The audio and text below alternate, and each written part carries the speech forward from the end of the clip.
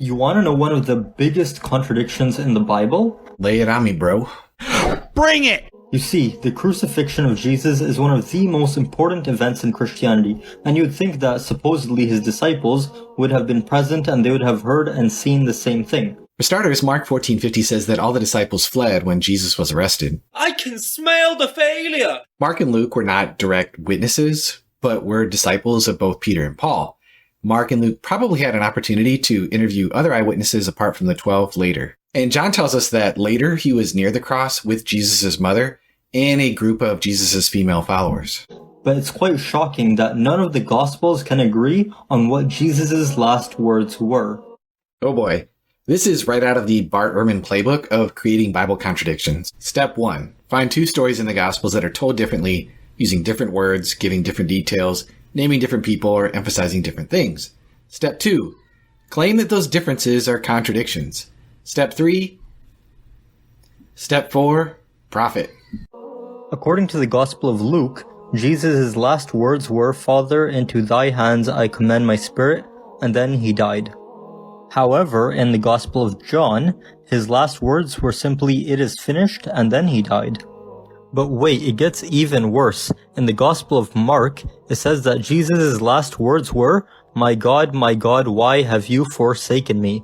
Which is not only a contradiction, but it implies that Jesus abandoned his faith in his last moments. Imagine the final words of who they see as God, and yet they couldn't get that right. So imagine what other details they must have completely messed up. Okay, so what exactly is going on here?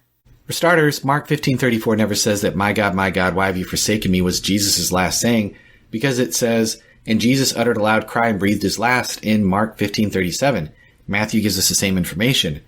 Luke 23:46 fills in the details of what the loud cry consisted of. He wrote, Jesus crying with a loud voice said, Father, into your hands I commit my spirit. If Jesus called out to the Father in a loud voice, as Luke says, but said, it is finished more quietly just as he breathed his last, someone farther from the cross could have heard the louder but not the quieter saying. The author of John, who explicitly says that he witnessed the soldier thrust a spear into Jesus' side shortly thereafter, could have easily been standing close and thus would have been able to supply the supplementary information. Once again, each item only takes a second or two to say, and the tiniest amount of real-world imagination combines these sayings really easily. But what about Jesus supposedly losing his faith? Well, it's pretty clear that Jesus is quoting Psalm 22, and in early Judaism, it was very common to invoke a complete psalm just by quoting the opening line. So to understand why Jesus is quoting Psalm 22:1, we need to read the entire psalm. Against the Jesus lost faith idea, Psalm 22:5 speaks of how those who trust in God are delivered and not disappointed. It reads, to you they cried and were rescued. In you they trusted and were not put to shame. So this isn't at all about Jesus losing faith. Psalm 22 also seems to describe what happened at the crucifixion. For example, it says, I am poured out like water.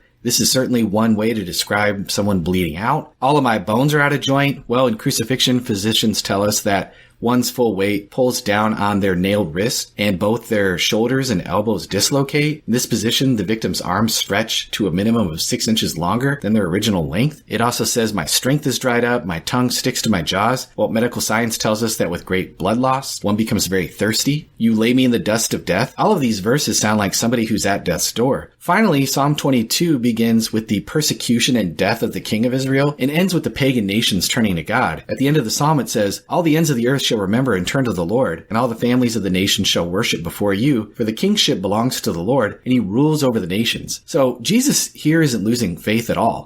These passages just are not a problem. Before claiming to debunk the crucifixion, which is a fact that pretty much every historian affirms, Taoists need to do a little bit less tick-tocking and a little bit more critical thinking. Pump your brakes, kid.